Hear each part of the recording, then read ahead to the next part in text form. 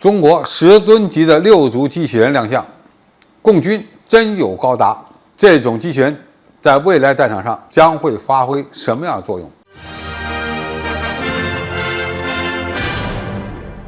观众朋友、网友朋友，大家好，我是付天少。近日，一张中国正在试验中的10吨级的6足机器人的照片引发了网友的热议。据称，这款机器人是目前国内最大的机电夜控耦合机器人，它已经完成了3D 环境移动性能测试。有网友称，从此解放军就可以坐着这种机器人到任何地方去战斗，共军真有高达将要成为现实，敌人看了也会颤抖。这种蜘蛛型的或者是螃蟹型的机器人是一种仿生机器人，它的最大特点就是地形的适应能力非常强，而10吨级的6爪机器人的载重能力能够达到多大呢？起码有几吨，完全可以说这是一个现代版的木牛牛马，这可就厉害了。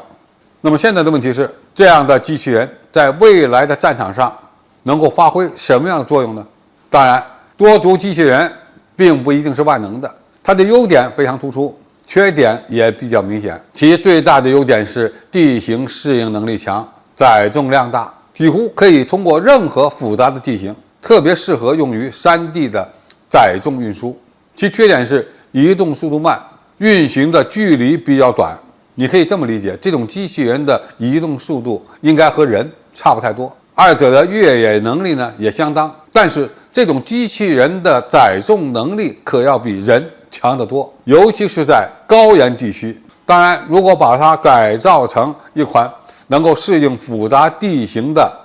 攻坚战斗机器人也是可以的。比如说，在它的背部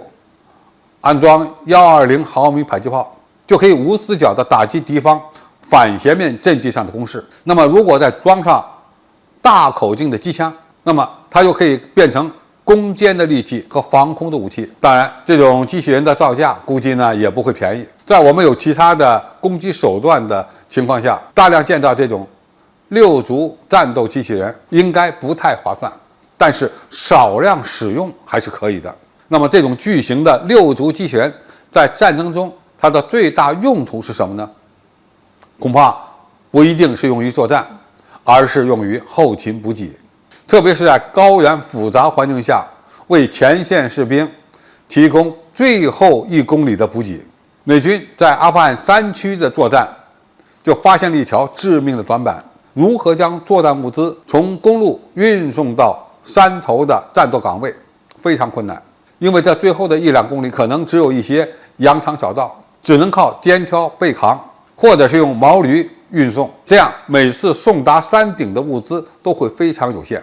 有人说，不是可以使用直升机吗？用直升机运送当然可以，但是直升机非常昂贵，而且在直升机为山头部队提供物资补给的过程中，它本身要冒着很大的风险，因为悬停在山顶上的直升机往往会成为敌方攻击的目标，所以某些情况下，用这种负重能力比较强的多足机器人为前线部队运送给养和弹药，可能是更好的选择。至于有人所畅想的将这种多足战斗机器人改装成作战平台，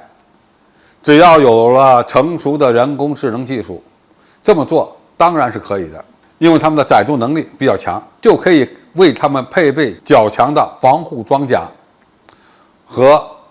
各种各样不同类型的武器系统。在攻坚作战中，这种多足的机器人就有可能会发挥奇效。总体来看，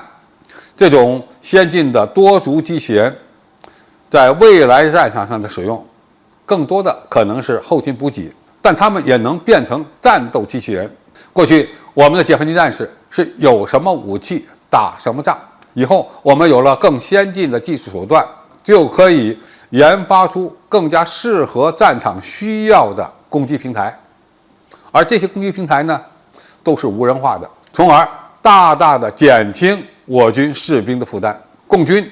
真有高达，这的确值得我们期待。好，今天的评述就到这里，谢谢大家收看，我们下期再见。